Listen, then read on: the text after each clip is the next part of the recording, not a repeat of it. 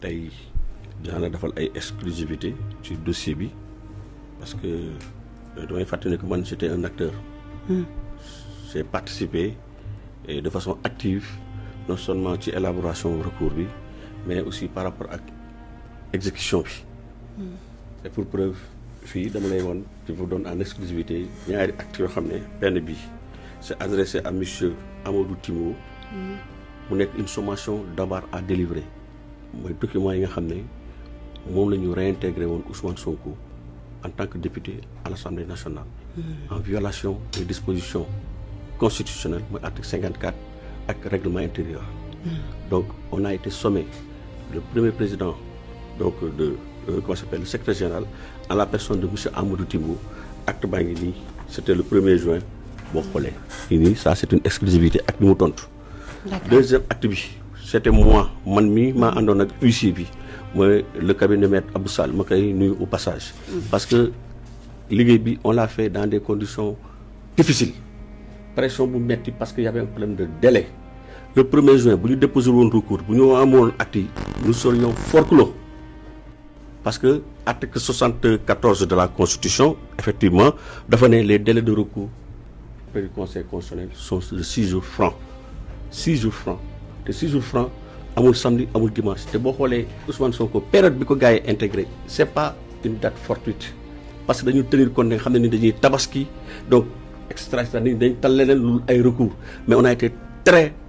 très vigilant man pratiquement sama tabaski man xaw ma lan laa tabaskee parce que boobu pression bi ñu doon dund pour ñu mën a parce que c'était une course contre la montre une course d'abord pour avoir les documents parce que booy saisir conseil constitutionnel ay actes ngay présenter te Ousmane Sonko dañ ko présenté dañ ko nommé dañ ko intégré parce que man on parle de réintégration xam nga réintégration moo koo xam ne mi ngi foon Ousmane Sonko damay rappeler n'a jamais été député. Il a été élu mais il n'a jamais exercé jamais kenn mësu ko installé dans ses fonctions de député ba ñuy wax ay réintégration ki ñuy réintégré mooy koo xam ne il était élu Amadou Ba tey jii il peut être réintégré effectivement il a été élu. Il était député, après il a été appelé à exercer des fonctions gouvernementales mooy nekk ministre du tourisme moom il peut bénéficier de la loi bi nga xam ne mooy permettre à un député qui est appelé à exercer des fonctions gouvernementales à suspendre son mandat te moom bi ñu koy voté en 2025 référence yaa ngi fii moom il était encore député. Donc le principe de l'immédiateté de la loi et du principe qui dit que la loi ne dispose que pour l'avenir et n'a point d'effet rétroactif moom mën nañ ko appliquer Amadou Ba tey jii comme que fali nañ ko au niveau du gouvernement moom am na possibilité ñëw tey nekkat député dañ moom la ñuy wax réintégration boo xam ne il était déjà député en fonction mais Ousmane Sonko le terme réintégration est inapproprié parce que Ousmane Sonko musul démissionner de ses fonctions de premier ministre depuis avril 2024 te loi bi dafa leer. Constitution dafa ne y a un problème d'incompatibilité nit ki mënoo nekk membre du gouvernement ba pare ngay am un mandat parlementaire moo tax bi ñu ko intégré parce que je ne parle pas de réintégration bi ñu ko intégré donc par le bureau de l'Assemblée nationale dañoo violer les textes donc moo tax on a requis un huissier de justice que moi j'ai accompagné ñoo ànd ba Assemblée nationale dugg ci biir siège Assemblée dans des conditions difficiles. Et je félicite au passage vraiment l'honorable député Tafsir Thioye vraiment kooku moom naanaan la parce que tey jii grâce à lui on a pu accéder dans l'hémicycle parce que gendarme bi sa gars yi ñëw dañoo téye woon ci buntu bi alors que on était des huissiers bi yëpp de liggéeyam ñu ngi dugg ci ay formalités du ma ci dugg mais grâce à la pugnacité mais il a ça on avait mandat on avait les actes on avait tous les mandats mais gars yi ils vont plus imaginer yow nga ñëw Assemblée nationale ñooy damay dem secrétariat général ñu ne non da ngay woote foofu pour ñoom ñu woo leen pour ñu bàyyi ñu dugg ñu ne gendarme mais ñun on n'a pas le numéro mais léegi jox ñu numéro bi ñu woote mu ne moom il n'a pas le numéro vous imaginez depuis quand un service public établissement public nga ne yow fi nga jëm da nga leen di woo ñoom ñu woo leen ñoom gendarme yi pour ñu bàyyi ñu dugg mais c'est extraordinaire c'est un service public Assemblée nationale askan bi fi nekkat n'importe quel citoyen war na mën a accéder à l'Assemblée nationale rawatina un huissier mandaté un huissier qui est en fonction qui a des actes yoo xam ne c'est par rapport à une procédure Mais bref, loolu c'était une petite parenthèse. Mais en tout cas de cause, grâce à la diligence de Tafsir Thioye, on a pu accéder. Bi ñu demee, on a été reçu effectivement par lui, moom au moins le secrétaire général, il a été très galant. Donc nañ ci bureau waxtaan nañu yàgg. On a parlé de droit. Donc finalement li ñu taxoon a jóg donc gars yi xam nga rek bon comme c'est Ousmane Sonko il n'a pas en tout cas donné suite favorable à notre requête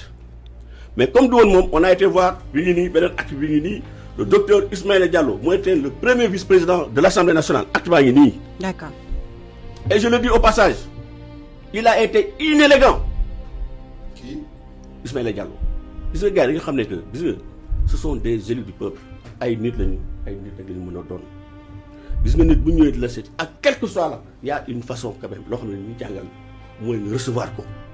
décemment déglu ko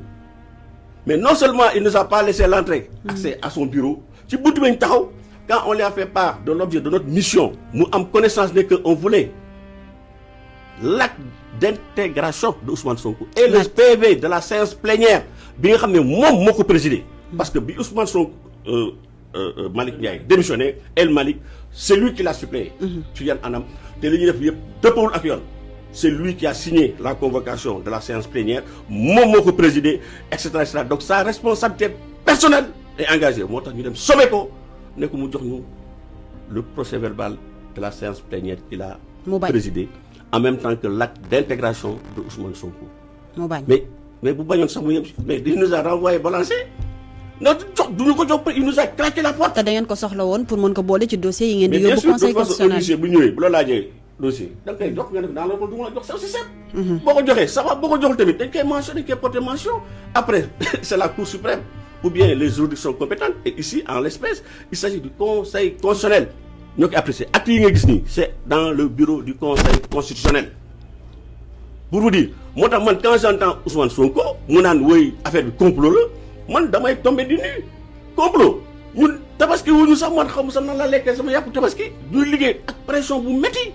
Tafsir Thioye ñoom Anta Ngom maître comment s'appelle les juristes de la République qui ne veulent pas se dévoiler aussi des publicistes qui sont ici ak Belgique Tafsir Thioye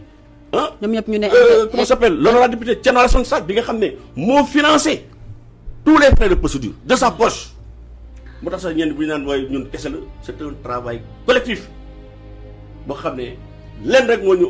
nuyu woon mooy ñu respecter les dispositions de la Constitution mooy l'article 54 et l'article 124 du règlement intérieur de l'Assemblée nationale sans parler du code électoral donc